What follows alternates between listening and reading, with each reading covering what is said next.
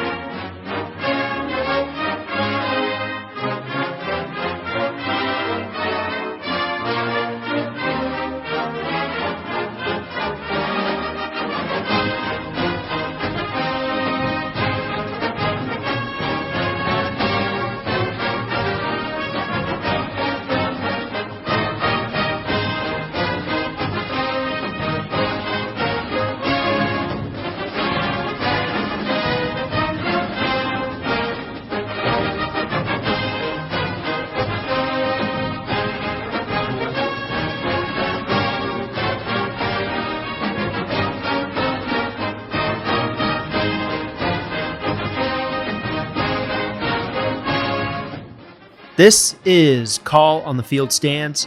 Jeff Mapis here along with Ryan Denchef, ready to get back into it. What up? Y'all heard that fight song there. It was painful. My ears are kind of bleeding right now, but obviously 2 weeks removed. Had a little bet. Winner of that game got to play the fight song, and obviously Ohio State rolled yet again. Yes.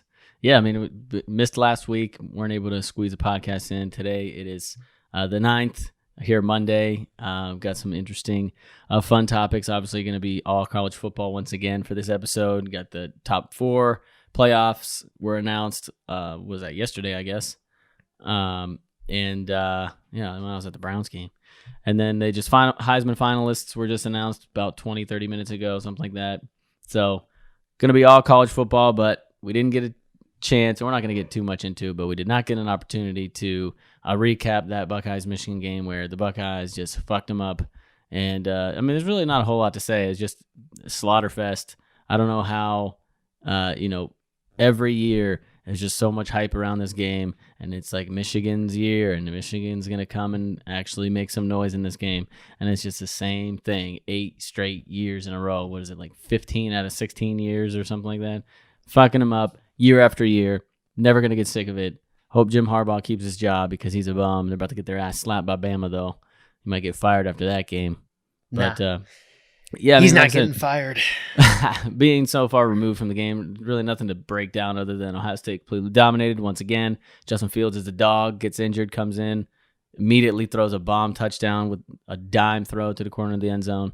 It was just pure domination from start to finish, and one of the plays of the game for you guys was when you ripped JK's shoe off and tried to slow him down a little bit. Still couldn't make it happen. That shit was retarded. I don't understand that. That's embarrassing. Yeah, it was embarrassing. Multiple years in a row, something like 115 to 45 or something like that, combined score. I'm sure that's a little exaggeration, but not too much. So complete ass whooping 2 years straight, and I love it. So, yeah, thanks for having that bet with me where we got to play a little fight song there at the beginning. That was always good. Fun way to start the podcast. Maybe have to make that a regular thing. Get more listeners out here. Playing the fight song? Yeah, man. Yeah, it's brutal. Might have to retire. But, like I said, I'm going to get into all college football talk here today. A lot of news and things to discuss. First being Final Four rankings yesterday afternoon, pardon me. Really not much of a surprise. The only big surprise was Ohio State getting jumped by LSU for the number 1 spot. So, real quick, let's get into that part of it. Just the rankings in general. What are your reactions to the rankings and Ohio State getting jumped? I'm not a fan of it. They've been the number 1 team in my mind all season. And then you go and win the Big Ten championship by 2 touchdowns against a top 10 team. Hard to fathom why they would ever get jumped in that situation, but what says you as an outsider? Maybe my bias is coming into it a little bit. Yeah, I've always thought the whole jumping thing is bizarre in certain scenarios like this one where Ohio State won by multiple scores over a top 10 team in a championship game. They've been number one for the past 3 weeks leading up to this week, I think. Playing somewhere team around they there. Played, and we've always talked about like beating a team twice in the same year, same season is a huge challenge and difficult. It's very challenging. So the fact that they played a team that they already played early in the season, LSU plays Georgia, whose offense is atrocious, and they didn't play him earlier in the year. I mean, it's just such a different scenario, and I don't see what the committee would have seen that would have just made them change their mind.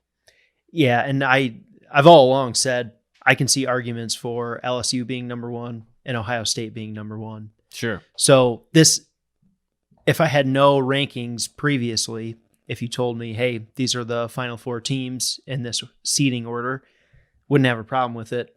And I still don't really, but it's just, I don't know, going to stay consistent and say I've always thought the jumping thing was a little goofy. Like, I don't know. Like what would have changed over the last week, this past game? Like what changes? You know what I mean? Like, yeah, I think people, I think Georgia was a little overrated maybe. Right. Like Wisconsin seems like a better coached team. Yeah. And it's the whole thing of playing a team twice. Like right. Wisconsin came out ready to fucking go. They did. And they threw some haymakers early. And then there. what really I thought Ohio State was going to win pretty much the whole time. But what really like kind of was eye opening, and I'm sure you'd agree, is when they scored with about 40 seconds to go. You were like, oh shit, is this about to get tight? Like for their second half? I was fucking pissed. Like you score a touchdown, getting the ball back at halftime, 47 seconds left on the clock. You're thinking thought process, okay, get to halftime, score a touchdown in an opening drive, now it's a tie ball game. Next thing you know, 30 seconds later, you're down by 2 touchdowns again. Like, what the fuck? How do you allow that to happen? First play of the drive for them, Taylor rips off like a 50-some, 60-yard run or something like that. I'm like, what the fuck? Like, are we serious with this shit? Right. But, all things changed in the second half, made their adjustments, and I don't even know how many yards total Wisconsin had in that second half, but it wasn't very many. They didn't score, right? They did not score. They got outscored 27-0. Yeah, I think it was 27-0. Something. It was somewhere around there. Yeah, but they probably gave up 100 yards of offense or something ridiculous. Yeah. Like, completely dominated. Basically what I anticipated seeing in the first half, but it all just kept happening in the second half. If they would have obviously played like they did in the first half in that second half, or vice versa, pardon my misspeak there, but you know what I mean. They probably would easily still be number one.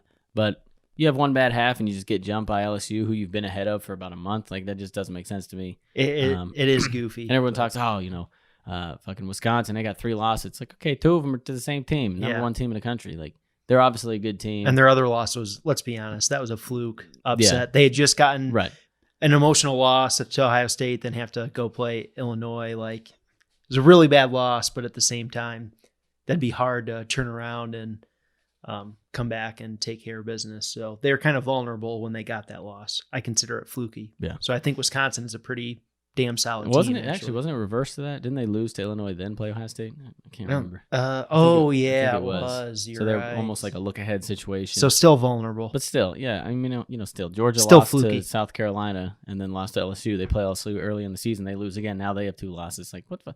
It's all stupid. It's all backwards. Like you said, the argument would have been there for LSU weeks ago, and technically, I guess it still is. But what argument leads to the jumping situation just doesn't make sense to me.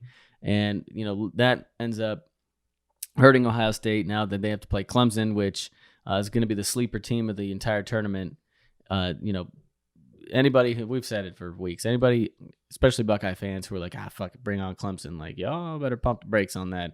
You got how many, 3-4 weeks to prepare Dabo Swinney against a first-year Ryan Day coach. Yes, Ohio State's more talented overall across the board, but the coaching, who knows what Ryan Day is going to do in his first big coaching experience in a bowl game.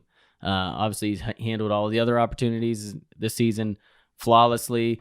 Big games against Wisconsin, Penn State, Michigan, Wisconsin again, handled them flawlessly. Big coaching test not last night, but Saturday night. After getting their asses beat in the first half, being able to adjust and just dominate the second half, like But still, Dabo Swinney's been there, done that for 5 years in a row. He's been to the championship game or something stupid like that 4 years in a row. So, and they just have talent across the entire board. The fact that they're number 3 is, I mean, number 2 team. Ohio State got the short end of the straw, man. Like, it's unfortunate because the difference between Clemson and Oklahoma is night and day. Yeah. Now there's a big difference. And obviously, like you said, we're going to get into the actual matchups a little bit later in the episode. But yeah, we had talked in previous podcasts that number 1 ranking is actually going to be important if you want to avoid Clemson in the first round, because I know the ACC is weak, and Trevor Lawrence did start off the season a little slow. He did, but they're cruising. He's picked man. their shit. Yeah, his shit up no, sure. they're loaded. They got some dudes. Yeah, bro. So it should be very interesting. It's going to be whoever wins that game. I think is going to win it all. To be honest, I think it's going to be Ohio State. I've been saying that for weeks.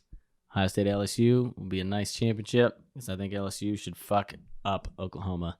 Oklahoma's defense might give up 95 points to LSU. Yeah. So we'll see how that goes. But yeah, overall, I mean, the rankings aren't that egregious. It was pretty clear. Once Georgia lost, that Big 10 or the Big 12 team, being that Utah lost in the pack, like they're fucked. They were out of it. Yep. So it basically led to one scenario, and that was the winner of the Big 12 was going to be in that 4th slot.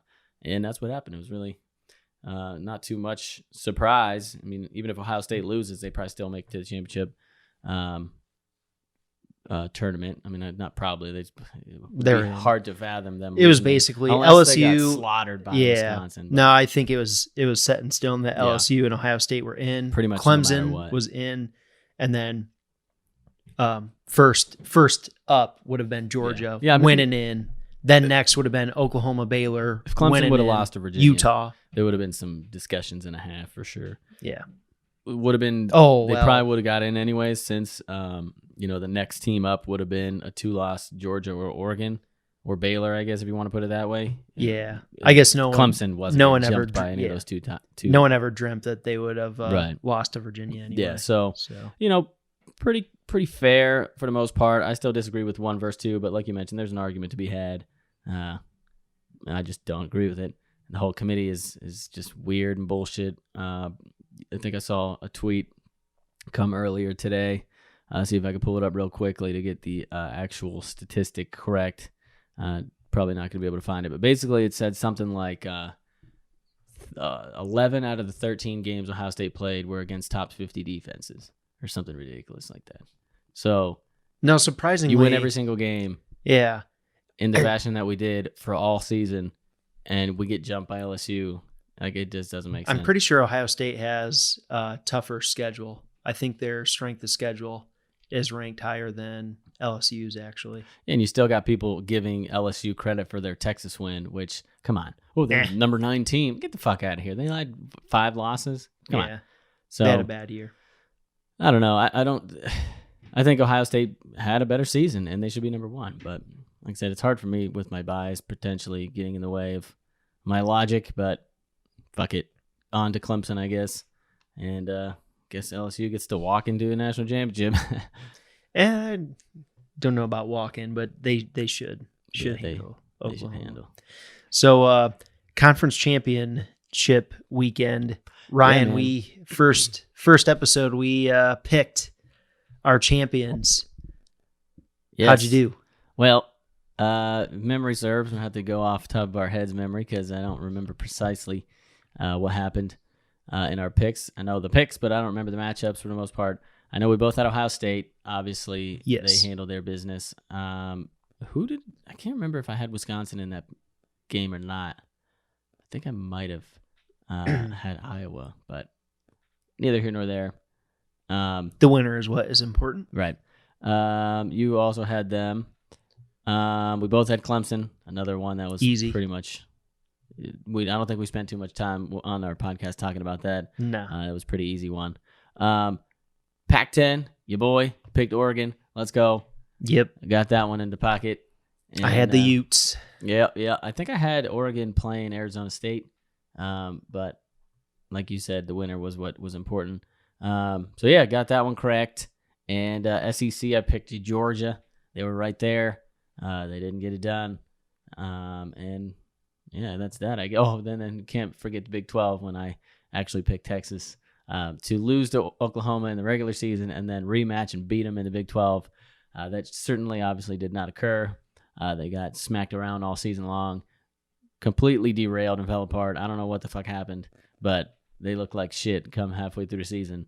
And yeah, that was my bad pick of the 5.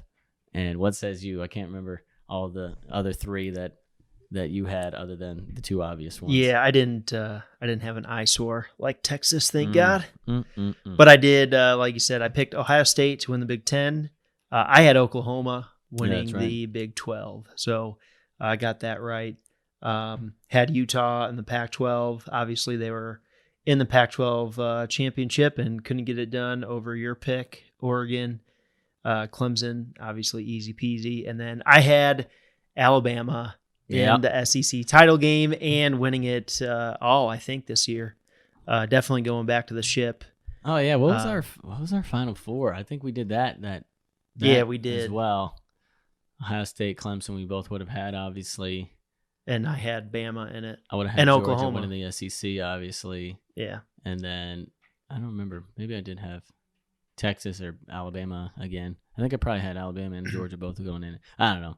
I for sure had review. Clemson, Bama, Ohio State, and Oklahoma, and I had a rematch of Clemson and Alabama with Bama taking them down. Nice. That was for sure my pick. I don't remember. I had Ohio State over somebody, I'm sure. You picked Ohio State. Obviously. Because I was like, that's a homer-ass pick. Yeah, now look at them. Best team in the country. 13-0. Yeah. Shit. Fucking beast. Yeah, dude, it's unfortunate Oregon had to lose to, what was it, Arizona State? Or not Arizona State. Who the hell did they lose to?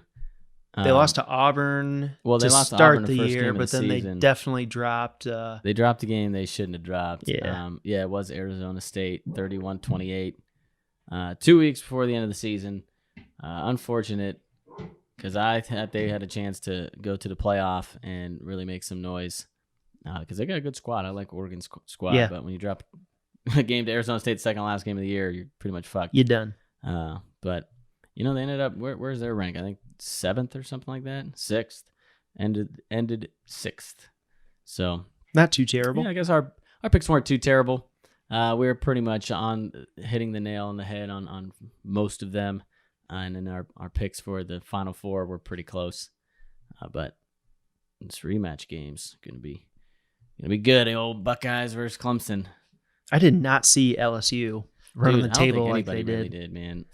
They kind of came out of. I mean, obviously they had a squad, They always have talent. right? But they weren't really on our radar as a team that would, be competing for the SEC, let alone being the number 1 team in the country. Right. Well, I don't think anyone. I feel like people thought Joey Burrow's ceiling was like above average, like he'd improved from last year, but not. Yeah, dude. Over 4,000 yards and 78% completion percentage. Heisman finalist, Heisman winner. geez. Like, But maybe that's a good segue into the Heisman. Obviously, today is Monday.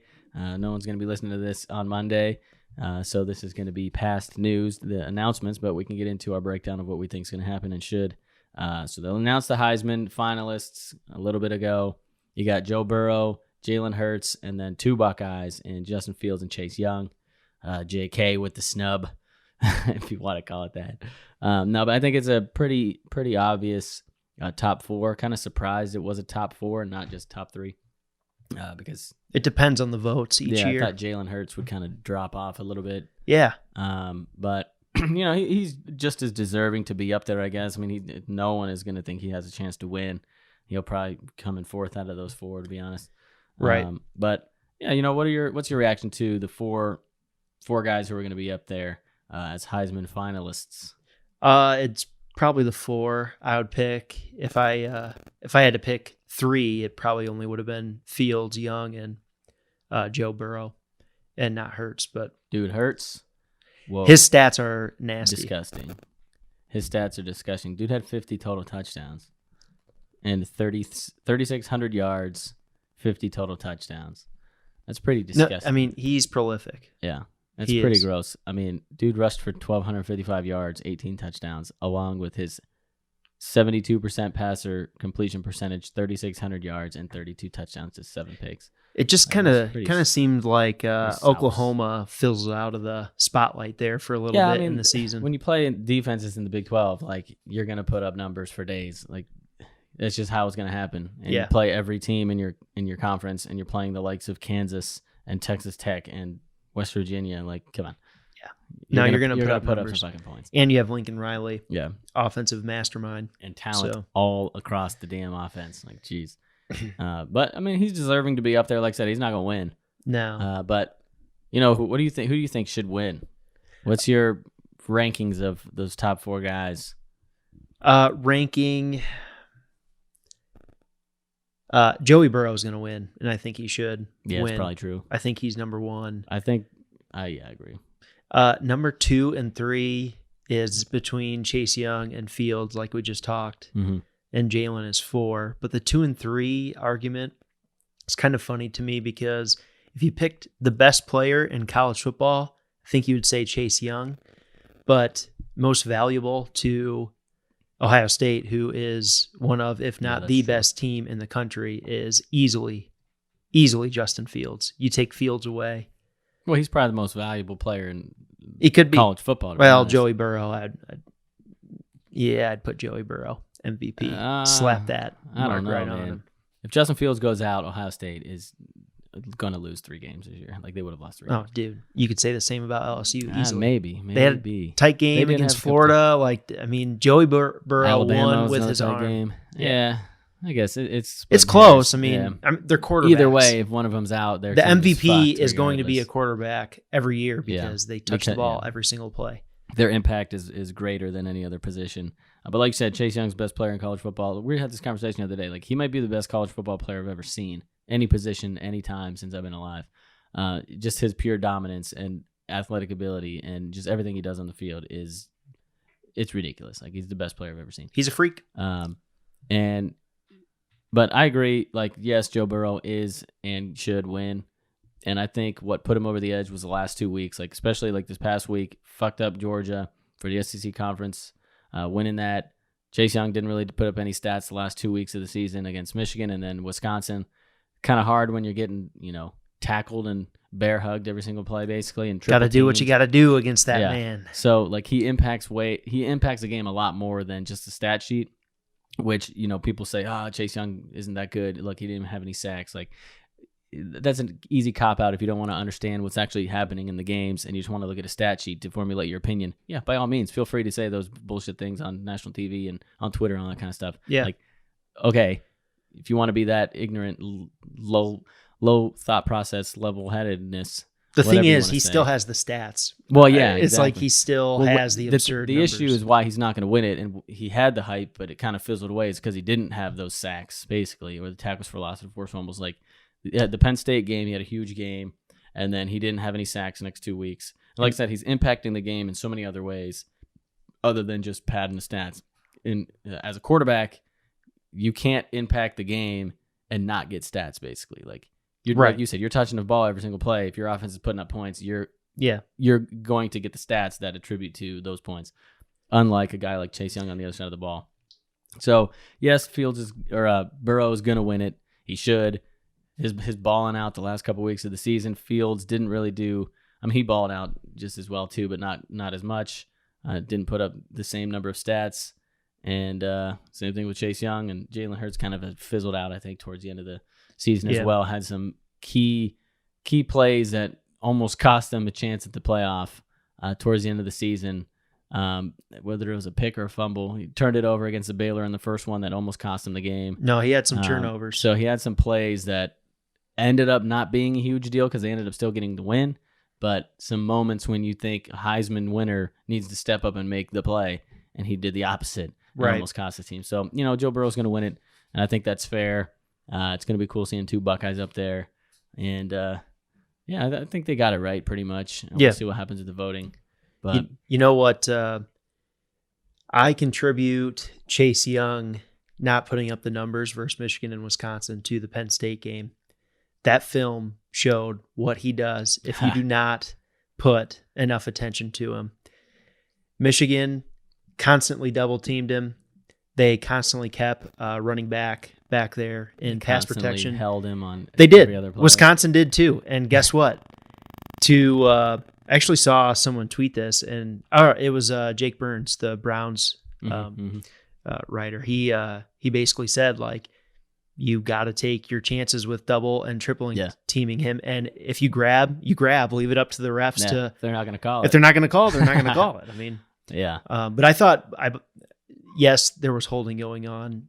Holding does happen pretty much with every offensive line, but there are some funny pictures of him getting held in both games.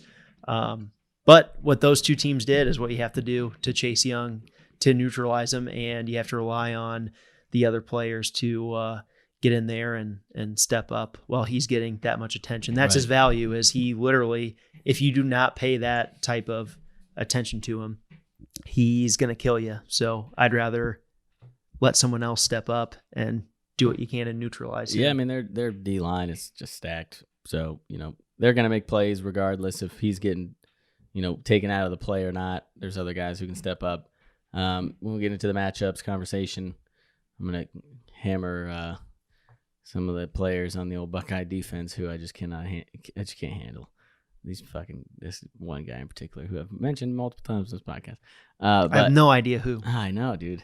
I wonder who it is. But, yeah, I mean, like I said, Heisman, I think it's pretty clear, and I think it's fair, and they got it right, and they're going to get it right when they actually pick their final guy, when they announce Joe Burrow up there. But, yeah, man, so you got 3 Buckeyes up there, basically, which is pretty cool. Come on, he's not a Buckeye. He left. What are you talking about? He spent 4 years at Ohio State, man. He's a Buckeye in his soul. What is interesting is this is the first time there have been 2 players up there from the same team since USC in 06 when they had Reggie and Leinart up there, right? Reggie Bush and Leinart. Leinart won it, I think, that year. Yeah, no, Reggie Bush won it that year. Oh, gotcha. Leinart got it the previous year. And they might have been, I don't know, Reggie was a finalist then too. Yeah, that team was sauce, bro. That team was disgusting. Damn, what happened to them last time they had 2 Heisman finalists? Oh, yeah, they lost the ship. Yeah, Damn. they did. Huh. Whoa. Interesting. Whoa. Pump the brakes, Interesting everybody. note there. Pump the brakes. Wonder what everybody. implications that is going to have. Yeah, all the implications. But no, seriously, you could have 3. J.K. Dobbins is a total boss. Yeah. I don't know I don't know if there's a running back in the country I would pick over J.K. He does pretty much everything. His pass blocking's not the greatest. He's no Zeke in pass pro, but since Zeke, he is the vision, most complete back Ohio State has put out there. His agility, his explosiveness is all there. It reminds me a lot of Nick Chubb, and yeah, he's just a freaking beast. Dude, he's a beast. He's a beast. You can tell he can put the team on his back, and you can just feed him. He can be the workhorse back. He can not get the ball while your passing game is going. Then all of a sudden you forget about JK and he fucking drops the hammer on you. He can catch he's an legit. underneath route and juke the piss out of the Michigan guy. Yeah, that was house dog. That was a move. That was a move right there. Illegal play if you go back and look, but illegal play. A little bit of a pick going on down there, 10 yards beyond the line of scrimmage, but nah, dude, we'll move past that. This is college. You're allowed to get away with that kind of stuff. The juke move was nasty, though. I know exactly what you're talking about on that pass play. Yes. Yeah, so, I think that's a good time as any now to get into some bowl games, matchups, things to watch, maybe highlight before we get into the games that everybody cares about. What are some games that stand out that you're going to be paying attention to? Just bowl games in general. There's a few matchups that look pretty interesting. What's like the number one game that you're looking forward to besides, the playoffs? I like the Rose Bowl this year. Oregon against Wisconsin, man. I think it'll be a fun matchup. Obviously, growing up, since we're fans of Big Ten teams, the Rose Bowl was always this majestic bowl game. You're preached to, the Rose Bowl, is just different compared to the other bowls. So, but I that combined with the matchup, I think is really intriguing. Oregon has a really nice squad, like you mentioned. They've probably got the best offensive tackle in the game. Can't pronounce his name. Not going to try. And then Wisconsin, obviously, they have a couple compelling players, one being their running back, Jonathan Taylor. and they just did about as well as you could against Ohio State and not win the game. Still got fucked up. So, yeah, man. Yeah, that's actually, I was going to say the same. I mean, you kind of highlighted the points. Like, Herbert, it's going to be fun to watch him. Like, I still think he is, one of the best quarterbacks in college football right now. And, one of the most pro-ready QBs that's out there. And, Wisconsin, it's going to be interesting that they're going to have to start their backup quarterback after Jake Cohn got murdered on the field at the last play of the game. My God, he got fucked up. Obviously, as far as my knowledge, he's not actually injured, but pretty sure he rose from the dead after he got hit in that final play. I witnessed a murder on national TV. It was pretty wild. But yeah, that's definitely a good matchup. Like you mentioned, just growing up and just the aura of that game is so massive and so big, and it epitomizes everything that college football is. So that's going to be. It's always the game that we always look out for, being a Big Ten, being big fans of Big Ten teams, but also, this matchup in particular really stands out as a fun one. I think Ohio State, was it last year Ohio State played Washington? Yeah. Like, Ohio State, it was pretty straightforward. Like, I didn't think they really had a chance to lose that game, to be honest. But this really could go either way between Wisconsin and Oregon. They both do particularly well. It's a good matchup for both squads, so that should be a fun one. And then Baylor, Georgia is another one that's going to be interesting. I think we got a pretty good dose of what Georgia's offense is all about playing LSU. They're not very good. We've seen it earlier in the year when they weren't putting up points, but them matched up against Baylor's defense, one of the best Big 12 defenses that we've seen in quite some time. Matt Rule has got his shit going on over there. One game 2 years ago, and now they're playing Georgia in one of the biggest non-playoff bowl games of the year. So that's the other one that I'm going to be looking for. Probably win some more money off Baylor. Every time I bet on Baylor, they win me money. They just are underrated every single game. And I won last three games. I bet on Baylor and won every single one. And now they're starting as a 7.5 point underdog. So I might have to hammer that as well. I know I won off both games they played. Both games they played Oklahoma, they covered the spread, and I won. And then the other game, I can't remember what the other game was that I bet earlier in the year that Baylor won me some coins. So, yeah, that's going to be a good one. I think Baylor's probably going to win that game, even as 7.5 point underdogs. So that should be another fun one to watch. I love Matt Rule. Yes. I think he's the best up-and-coming coach out there. Oh, for sure. I mean, you look at what he did at Temple. A trash team 2 years later, they're winning conferences and double-digit win conference champ. Does the exact same thing at Baylor. They go one win to what they are today. It's pretty incredible how he's able to bring everybody together and turn programs around like he has, and just get the team to buy into what he's got going on. Sometimes that's challenging when you're a new guy coming into a situation that's trash, and for him to do it so quickly too is certainly impressive. I know you want him to come over there in Michigan. I hope that doesn't occur. I'd much rather Jim Harbaugh just coach for the rest of his life at Michigan, so we can just keep taxing that ass every year. So yeah, I think he's the best candidate out there that's realistic, up and coming. Obviously, if you could take a guy like Lincoln Riley or Dabo, you would, but that's unrealistic. So if he's looking to move on, I'd be ready to move on from Jim now and get Matt Rule. Right. Oh, actually, so yeah, I think it was 3 games in a row that I put money on Baylor. So the week before they played Oklahoma, so I think it was Oklahoma, then they had a week, and then they played Oklahoma again. Those are the 3. They were a 14.5 point favorite over Kansas. So I hammered the fuck out of that. They won 61-6. Holy shit. So, Jesus. Baylor has done me good recently, so I think I'm going to have to bet on them again. Let it ride. Yes. Unlike Ohio State costing me money because they want to do a false start at 2 goddamn yard line. So bitch, kick the damn field goal, cost me my points. But so's it goes it. Yeah, man, those are really it. Michigan's going to get slapped by Alabama probably. What do you think about that game? Quickly before we move past the irrelevant bowl games of Michigan and Alabama. I think they're going to get slapped by Alabama. It just sucks, man. Are you serious? I really wanted to be matched up against a team like Auburn. I view Michigan Yeah, and that would've Auburn been- somewhat, similar. Like, would have been a competitive game. Good win for both teams. Yeah, that Whoever would have been comes a out good a matchup. winner. It's just, Auburn playing Minnesota. One would assume if you're going to swap Alabama and Auburn, you're probably swapping that matchup in both of them. So now you got Alabama versus Minnesota. Nobody wants to watch that, bro. Nobody wants to watch that happen. Honestly, outside of the playoffs, Alabama and Michigan might draw the highest rating. Yeah, probably. Like even bigger than the other major bowl games. Like, think of those brand names. Well, So we'll see. it is the We'll Rose see. Bowl, though. Yeah, Rose But- Bowl might get it. But It'll be It's going to close. be close. That's which is just wild. Yeah. that's the whole reason why they match those two up. Yeah, like yeah. It's all about the ratings. the Citrus Bowl, could you imagine? They're sitting there with Michigan and 3 losses and Alabama with 2 losses. Like, we got to fucking match these two up. This is what is going to maximize dollars.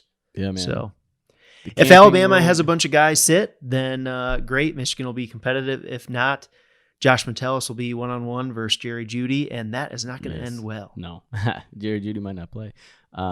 Camping World Stadium, Orlando, Florida, going to have a large draw from the old Alabama Crimson Tide. One would assume down in Florida. Yeah, there's a lot of Michigan fans. Michigan will in Florida. travel Dude, for they, sure, but and they bowl games in Florida. They usually fill the stadium. Yeah. So we'll see. We shall. I like when the Big Ten wins. Their bowl games. That's always good. So, not saying I'm rooting for Michigan one way or the other. I don't really give a fuck, to be honest. But if they win, that's cool. Helps the Big Ten.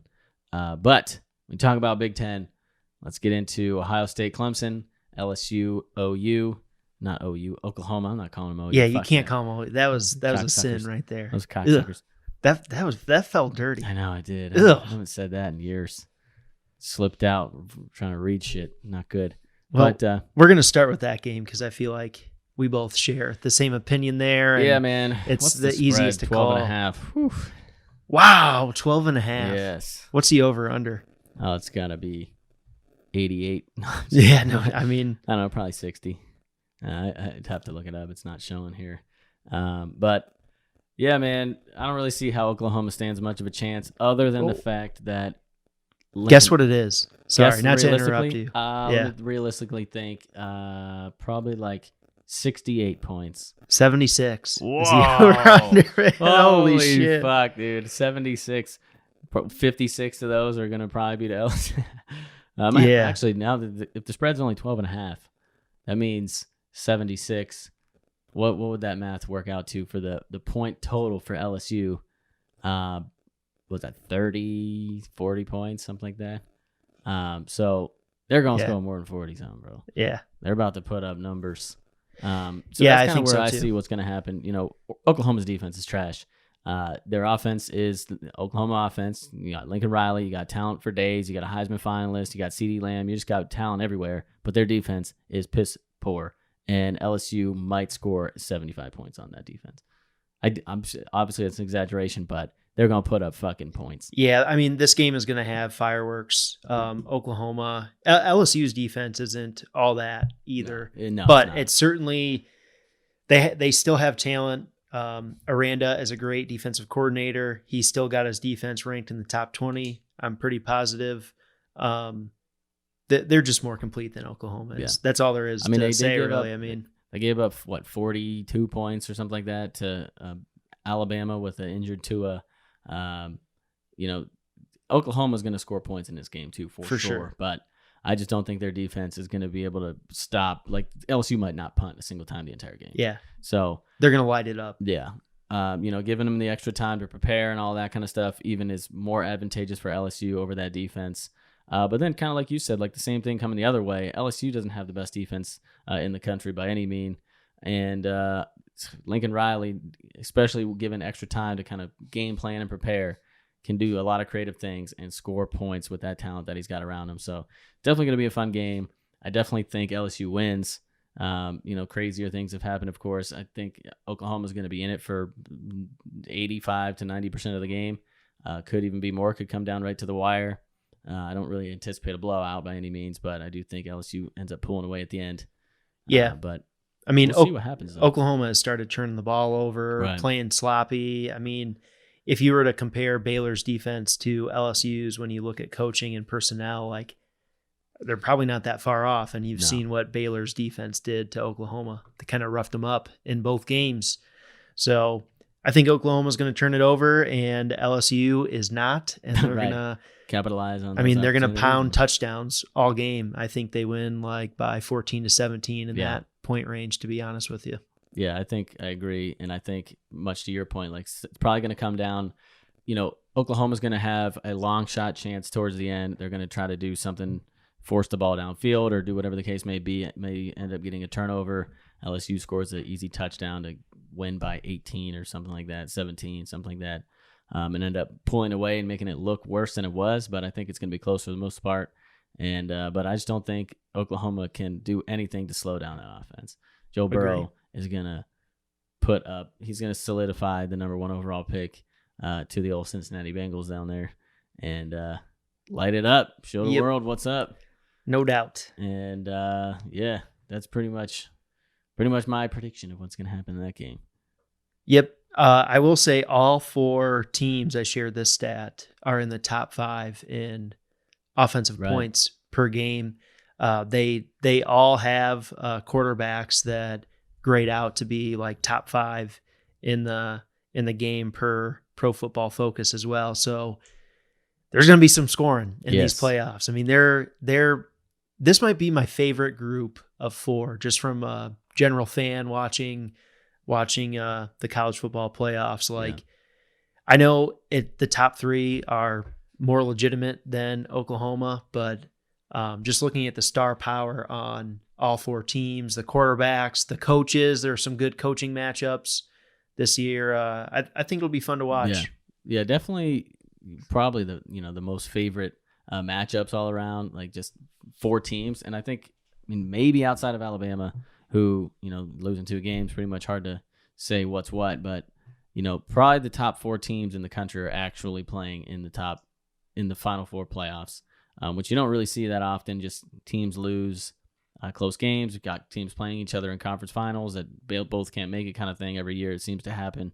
But I think, for the most part, I'm trying to think maybe Oklahoma, Alabama swapped as like the actual true best teams in the country. If Tua's healthy, yeah, I'd say Bama is the but the top fact that he's team. Not, they have 2 losses. It's not an accident there. Right. So, yeah, it's the top 3 teams for sure are obviously there. And then Oklahoma is just as good as any other team in the country. So it's good. And like you said, coaching matchups, all around athletes and pros on every side of the ball. Yes. For both teams. It's going to be a good little tourney. I'd love to see, looking back at this year's playoffs before we get into Clemson, Ohio State here, the amount of NFL draft picks from both all 4 of these rosters, especially the players that are starting. Obviously you got a bunch of sophomores that aren't eligible just yet. So I want to see the full list after it's all said and done. In a few years, but like, okay, all these guys go pro. Be pretty interesting. So be like 20 guys from Ohio State go pro of their 22 starters. They'll probably shit out the most. Besides the 2 Clemson white man linebackers. Anyways. Yeah. Actually, before we get into the final game and kind of wrap things up, let's look real quick at what it would be if our hopes and dreams came true, where we had 18 playoff. This would be interesting to see what would happen. So right now, the top 4 or the next 5 up, you got Georgia, Oregon, Baylor, Wisconsin, then Florida and Penn State round out the top 10. Utah, Auburn, Alabama, Michigan, Notre Dame out the top 15. What do you think would have happened for those final 4 slots? Maybe it is just 5, 6, 7, 8. What it is right now: Georgia, Oregon, Baylor, Wisconsin. Now that I kind of look closely at it, that probably is what would happen. That probably would be that's pretty fair rankings, to be honest. Penn State and Florida. The fact that Wisconsin had to play Ohio State twice and were ranked ahead of them going into the game. Hard to imagine why they would ever get jumped by a Florida team that never played a game last week. Yeah. Same with Penn State. Utah losing basically their only significant game or second significant game. And they dropped one to USC earlier. Come on. Like, they barely played anybody, and when they did, they lost. So they're not jumping. So I think that would pretty much be your top 8. So you'd have LSU playing Wisconsin, Baylor, Ohio State, Oregon, Clemson, and Oklahoma, Georgia. That would be a dope ass motherfucking final playoff. Oregon, Clemson would be sweet. Oklahoma, Georgia, maybe. I mean, Georgia still has a shit ton of 4 and 5 star athletes all over, especially on defense. Yeah, and we talked about their deficiencies on offense, dude. Oklahoma's defense is trash, so yeah. Fromm would be able to get things going. Who knows what would happen there? The only thing I noticed this year, and I'm still on board for 8 teams, I think, the conference championship week almost acted like that first round of the playoffs as well. Like it's kind of postseason. Like Georgia. If you win, you're in. Yeah, it's unfortunate but that's what the committee's going to be looking at. Like, oh, well, this is your playoffs. This is championship week. Like, fuck that, dude. Fuck that. Yeah, I still want 8.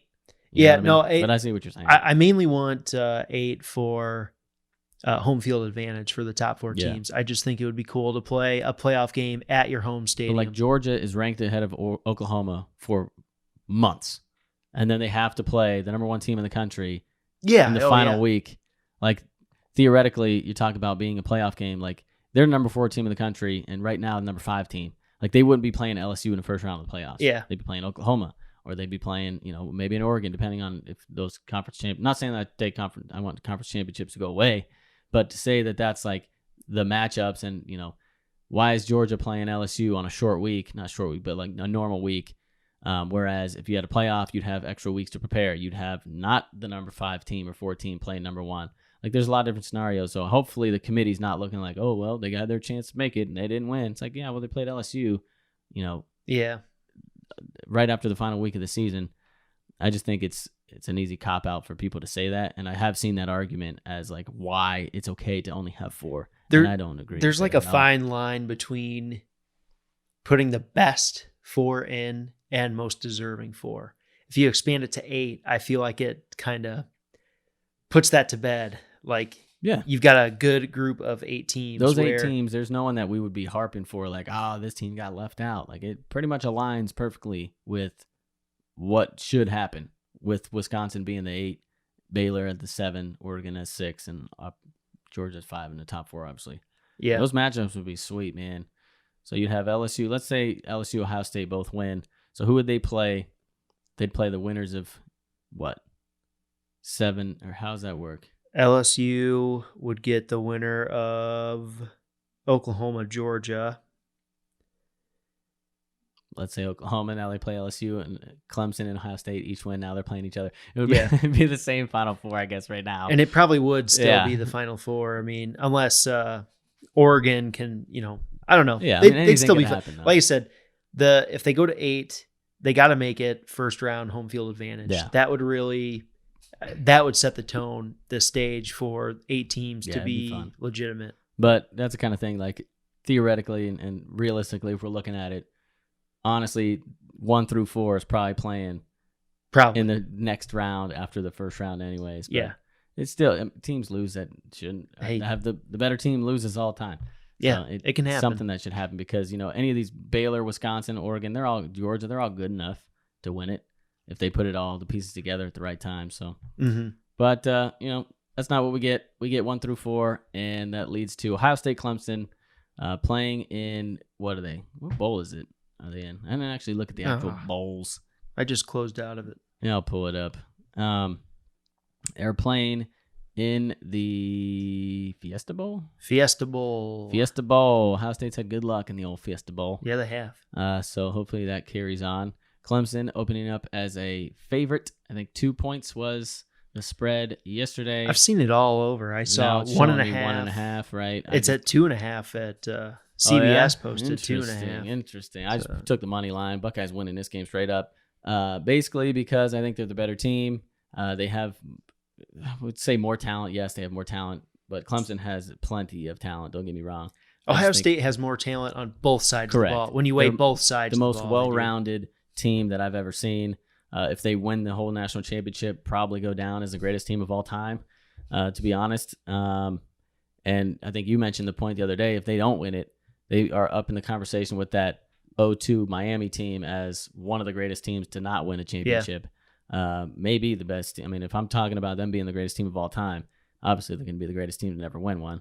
But that 0-2 Canes was disgusting. Yeah. 0-2 Canes, 0-6 USC. We brought them up. Yeah. They were disgusting and lost. Yeah. Another one is your Buckeyes again. The year after they won the title, they had like 9 draft picks all Yeah. like in early rounds. Like they were still pretty loaded to not be able to win a started. national championship. Urban Meyers doesn't want to run the fucking rock. Motherfucker. Anyways. Salt. No, but yeah, so I see Ohio State handling the business here. It's going to be a good close game all the way through. I just think they match up better. Like you said, they're just better, well-rounded on both sides of the ball. Like their defense, they have a better offense and they have the better defense. Therefore, they have the better team. They should win, in my opinion. I think it basically comes down as easy as that. If the defense plays, like they played all year, other than first half of Wisconsin in the Big Ten championship, I think they'll be fine slowing down, Lawrence and Higgins and all them cats. And then offensively, just keep doing your normal shit because this team can score on anybody. With J.K. and Fields and all the talent they have at receiver, Chris Olave has just broken out and balled out. KJ Hill, leading receiver of Ohio State history.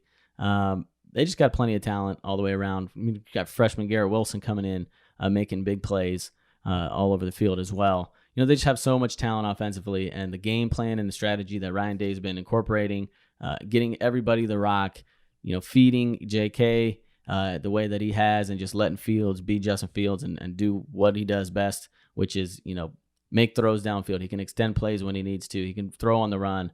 He can get out of the pocket and still deliver the ball downfield. He can tuck it and run like we've seen and use his athleticism. So he can do everything, and he's not being hampered by any of the play calling or anything like that, kind of like I alluded to a minute ago with what Urban would do with his whole running thing. And I mentioned it on the podcast before. If Urban Meyer was the coach of the Buckeyes right now, Justin Fields would be running the rock 23 times a game.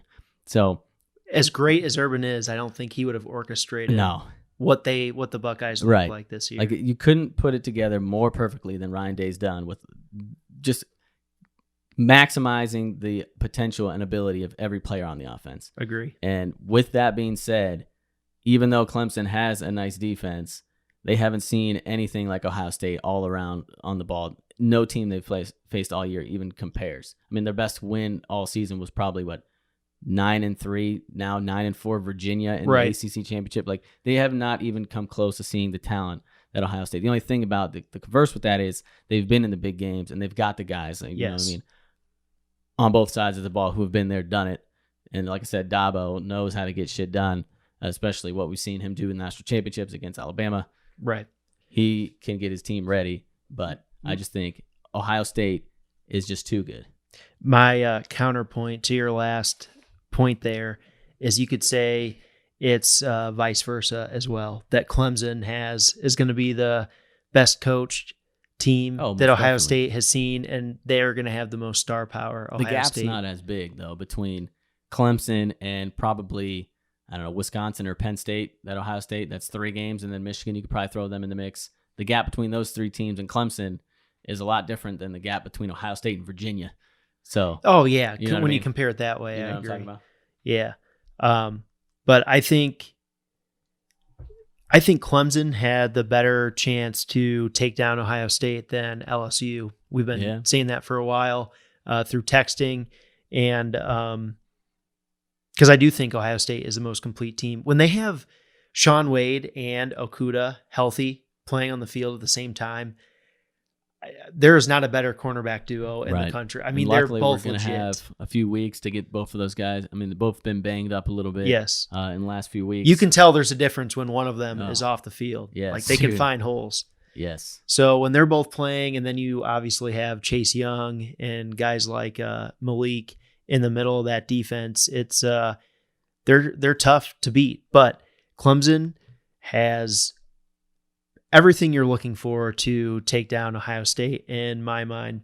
They've got the head coach. Somehow Dabo has kept his same coordinators for like the past 4 years during their run. That's unprecedented. Brett Venables is probably the best defensive coordinator in the country, and he doesn't have the loaded defense he had last year against Alabama. But they still have... That D-line was sauce last year. Yeah, I mean, they lost all 4 defensive linemen. Sauce. Like, they still have athletes on that side of the ball. Isaiah Simmons is a safety linebacker hybrid. He's a total dog. I mean, he has 93 total tackles, 7 sacks, 2 picks a forced fumble. Like, he is an absolute monster and playmaking machine on that side of the ball. But offensively, they got Trevor Lawrence. They got Travis Etienne, who, you talk about J.K. Dobbins being one of the best backs. Dude, I got the stats here. His stats are disgusting. Bro, he's got 1,500 yards. He averages 8.2 a pop, and he's got 17 tutties. Like, he is no joke either.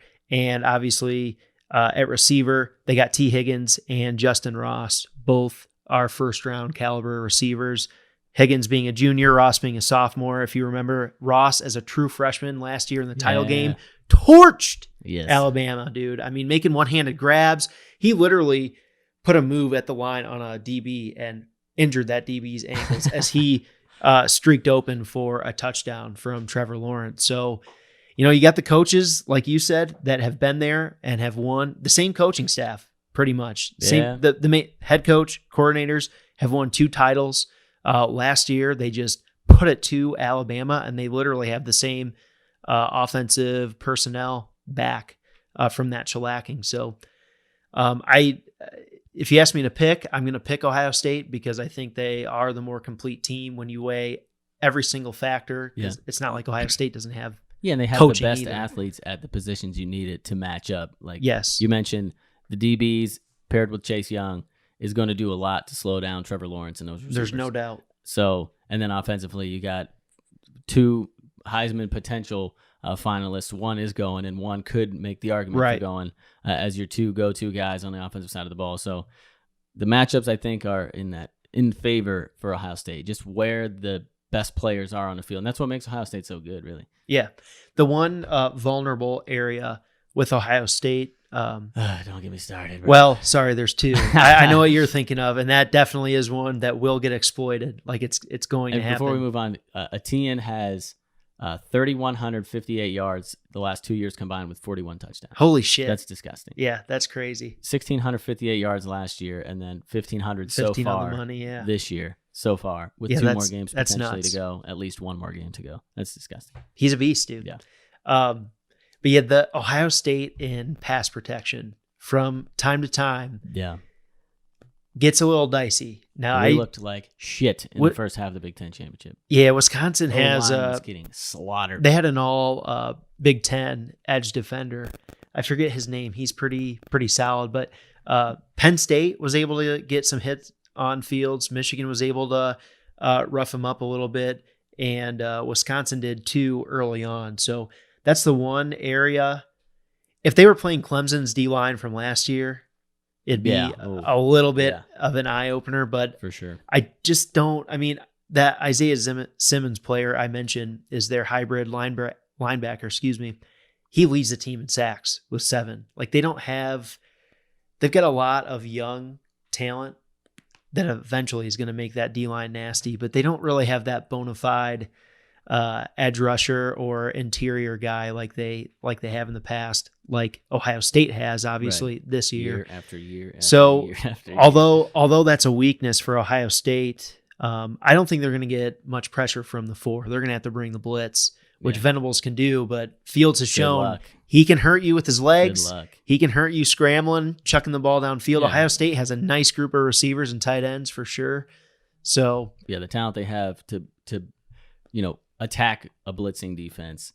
It's tough to blitz against Ohio State when they have so many athletes all across the field to do basically whatever they want. Like, we're going to go one-on-one outside and bring the blitz. All right, he's going to chuck it up. And good luck stopping that. Dudes that want to go go underneath plays with guys in the slot, bring JK out the backfield as well. Like, good luck. Yeah. You can tuck it and run. Good luck. Like, they just are so good on every facet of the game offensively that I just don't see how you can really stop them. You can try to slow them down, and I think that's kind of going to be a good battle, but I just don't see it. The only times they get slowed down is when they hurt themselves, which they rarely do. Like the Penn State game, they still beat that ass. And that was bizarre. That was a bizarre stretch of fumbles that happened there. As long as they don't do that and just fuck up in ways that shouldn't happen, they should be fine. The only thing that worries me is how Clemson will be able to attack the linebackers, in particular Pete Werner, who is, said it once before, I'll say it again, the worst starter Ohio State has ever put on the field. Dude is atrocious, in my opinion. He's not athletic. He's always seems to be more or less out of position more often than not. and he gets stiff-armed in the face to the ground all the time. So he's a bum. I'm fucking over him. I can't wait for him to get the fuck out of here. Bring in literally anybody else, and I'll be happy. Like, he has no athleticism nor instincts, and that's a bad combination. I mean, he gets a lot of tackles, but it's just... Are they impactful? No, they're not at all. Or are they 15 yards down the right, field? Exactly. He's not making huge plays, big plays. He's not. He can't cover anybody to save his life. So that's kind of the 1 weak area. I mean, and that's been said for the last couple of years, even. But they're so good everywhere else that it usually and hopefully will continue to do that. Just make up for the deficiencies they have at linebacker. So we'll see. I'm sure Dabo is going to be looking to attack that linebacker core, particularly no Werner and Borland. But Borland has had a solid season. Last year he played like shit, but he was struggling with injuries all season. He's healthy now. He's had a decent season.